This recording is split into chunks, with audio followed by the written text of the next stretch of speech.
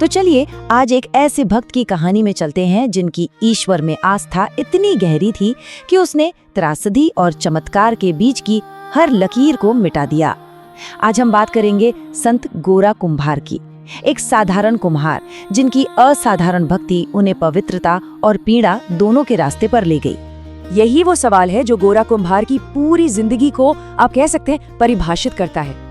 उनकी कहानी हमें ये सोचने पर मजबूर करती है कि आखिर होता क्या है जब भक्ति इतनी ज्यादा बढ़ जाए कि वो दुनियादारी, प्यार और जिम्मेदारियों से टकराने लगे। ये एक ऐसा सफर है जो हमारी आस्था और हमारे रिश्तों दोनों की सीमाओं को चुनौती देता है। तो ये थे गोरा कुम्हार। बाहर से देखने में तो बिल्कुल एक आम कुम्हार जो अपने परिवार के साथ अपनी जिंदगी जी रहे थे, लेकिन अंदर उनके मन में एक अलग ही दुनिया चल रही थी, एक जबरदस्त कश्मकश। उनके हाथ तो मिट्टी को शक्ल देते थे, पर उनका दिल और दिमाग पूरी तरह से भगवान विट्ठल की भक्ति में डूबा हुआ था। और यही वो कश्मकश थी जो बहुत जल्द उनकी जिंदगी को हमेशा हमेशा के लिए बदलने वाली थी। चलिए पहले उनकी इस दुनिया को जरा और करीब से समझते हैं, क्योंकि जो आगे हुआ ना, उसे समझने के लिए ये जानना बहुत जरूरी है कि उनकी भक्ति असल में सिर्फ एक विश्वास नहीं थी, बल्कि उनके होने का, उनके वजूद का केंद्र थी। देखिए, गोरा कुम्हार की कहानी समझने के लिए भक्ति को समझना बहुत जरूरी है। ये सिर्फ पूजा पाठ नहीं है, ये तो एक जुनून है, एक ऐसा गहरा पर्सनल प्यार है जहां भक्त और भगवान के बीच की सारी दुनिया धुंधली पड़ जाती है। ये एक ऐसी ताकत है जो चमत्कार भी कर सकती है, लेकिन जब ये बेकाबू हो जाए तो ये सब कुछ तबाह भी कर सकती है। और बस यही कहानी एक ऐसा भयानक मोड़ लेती है जहां गोरा कुम्हार की भक्ति की सबसे बड़ी और सबसे क्रूर परीक्षा होती है।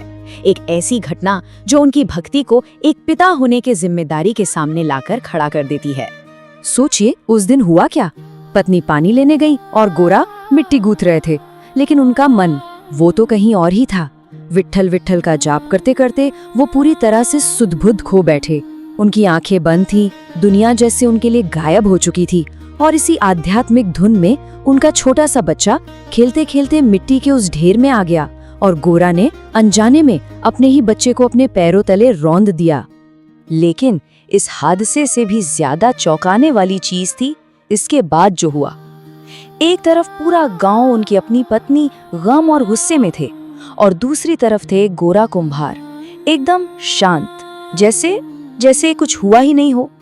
उनके लिए ये एक पिता की नाकामी नहीं थी, बल्कि भगवान की इच्छा थी जो पूरी हुई। अपनी रोती हुई पत्नी से उन्होंने सिर्फ इतना कहा। ये शब्द उनकी सोच की उस गहराई को दिखाते हैं जहां एक बाप का दर्द भक्ति के आगे बौना पड़ गया। उस भयानक पल में वो दुनिया को एक सपने की तरह देख रहे थे और अपने बेटे की मौत को किसी ईश्वरी खेल का हिस्सा मान रहे थे। और जब लग रहा था कि इससे बुरा और क्या हो सकता है, तभी दरवाजे पर एक योगी आए। असल में वो भेष बदले हुए भगवान विट्ठल ही थे, और उन्होंने खाने के लिए एक ऐसी शर्त रख दी जो किसी के भी दिल को चीर दे। उन्होंने कहा कि वो खाना तभी खाएंगे जब गोरा का बेटा उनके साथ बैठेगा। सोचिए जरा, गोरा की पत्नी के दिल पर क्या गुजरी होगी। और फिर वो एक पल आया, एक अविश्वसनीय पल। योगी ने जैसे ही बच्चे के ऊपर से कपड़ा हटाया, जो बच्चा मर चुका था वो जिंदा हो गया। ऐसे उठ बैठा मानो बस एक गहरी सुकून भरी नींद से जागा हो, और फिर से हंसने लगा। एक चमत्कार हो चुका था। अब देखिए, ये किसी के लिए भी एक वरदान होता है ना, लेकिन गोरा कुम्हार के लिए नहीं। उन्होंने इस चमत्कार को अपनी हार माना। उन्हें लगा कि मेरी वजह से मेरे भगवान को कष्ट उठाना पड़ा, और इसी सोच ने उन्हें एक बहुत ही कठोर प्रतिज्ञा लेने पर मजबूर कर दिया। ये शब्द थे उनके अपनी पत्नी के लिए। इन शब्दों के साथ उन्होंने अपनी दुनिया ही त्याग दी। अपने पश्चाताप का बोझ उन्होंने अपनी पत्नी पर डाल दिया। उनका मानना था कि पत्नी के आंसुओं और दुख ने ही भगवान को स्वर्ग से उतरने पर मजबूर किया, और इस अपराध के लिए उन्होंने अपने रिश्ते को ही खत्म कर दिया। लेकिन भक्ति की राह इतनी सीधी कहाँ होती है? गोरा की तपस्या अभी खत्म नहीं हुई थी, बल्कि अब उनकी प्रतिज्ञा की परीक्षा एक ऐसे मोड़ पर आने वाली थी जिसकी उन्होंने कल्पना भी नहीं की होगी। ये उन्हें खुद को और भी ज्यादा त्यागने की ओर ले जाने वाला था। अपने पति को इस हाल में देखकर और घर को बिखरता देख गोरा की पहली पत्नी ने एक आखिरी कोशिश की।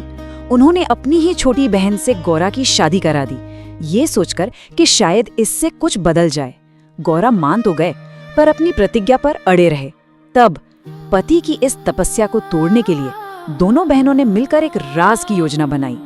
एक रात जब गौरा सो रहे थे, दोनों बहनों ने अपनी योजना को अंजाम दिया और छोटी बहन को उनके बिस्तर पर सुला दिया। और अंधेरे में, अनजाने में गौरा का हाथ उससे छू गया। बस वो एक स्पर्श और गौरा की नींद टूट गई।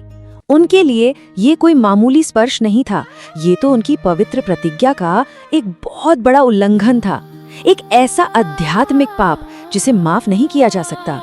उनके दिमाग में ये बैठ गया कि मेरे हाथों ने अपनी ही बहन को छूकर पाप किया है।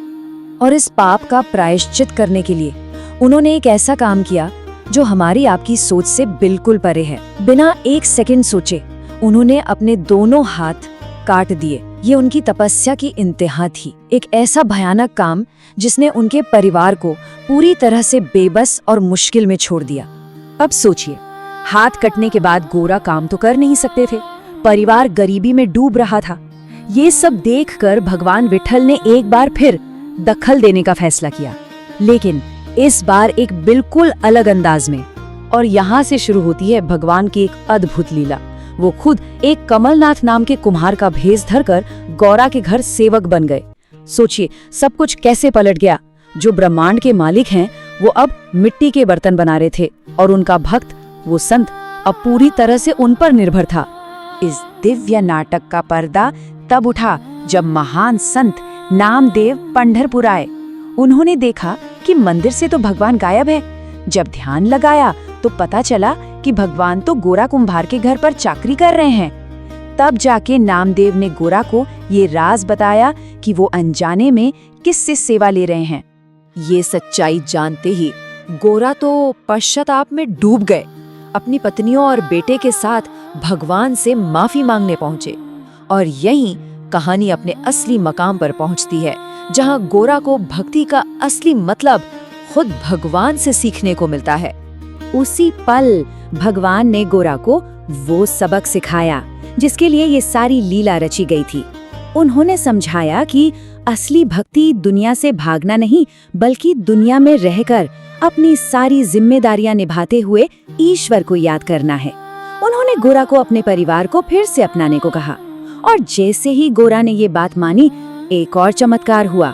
उनके कटे हुए हाथ फिर से जुड़ गए, बिल्कुल ठीक। तो गोरा कुम्हार की ये जो अविश्वसनीय कहानी है, ये हमें एक बहुत गहरे सवाल के साथ छोड़ जाती है। क्या ईश्वर को पाने के लिए हमें अपनी इंसानियत को छोड़ना पड़ता है, या फिर उसे और गहराई से अपनाना पड़ता है? शायद सबसे बड़ी भक्ति इसी संतुलन को साधने में है, दुनिया और ईश्वर के बीच। एक ऐसा संतुलन जिसे पाने की कोशिश हर कोई करता है,